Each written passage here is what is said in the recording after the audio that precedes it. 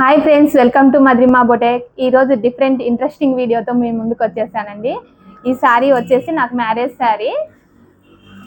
దానిపైన పసుపు బియ్యం పడ్డాయండి. అన్ని కలర్ వచ్చేసి అంతా ఎల్లో అయిపోయింది అనేసి.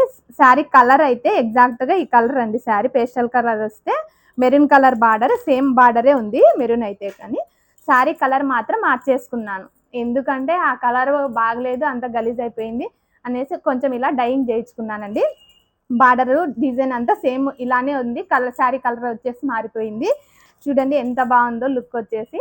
మనం ఇలా ఏదన్నా శారీ కలర్ నచ్చినప్పుడు, గలీజ్ అయినప్పుడు బాగా చేయించుకోవచ్చు. చూడండి ఈ శారీకి కూడా నేను టోటల్ ఇలా ఫ్లవర్ వేయించాను.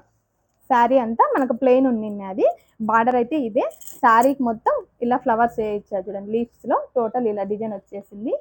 ఇలా మనకు కొన్ని ఓల్డ్ శారీస్ ఉన్నప్పుడు ఇలా డిఫరెంట్గా కూడా చేయించుకోవచ్చు. సో ఫ్రెండ్స్, ఫైనల్గా నా శారీ ఎలా అనిపించింది? బ్లౌజ్కి వచ్చేసి కంప్యూటర్ వర్క్ చేసుకున్నాను. హ్యాండ్కి చూడండి ఎంత డిఫరెంట్గా అనిపించిందో. ఇలా మీరు కూడా డిఫరెంట్గా చేయించుకోవాలనుకుంటున్నారా? Follow me.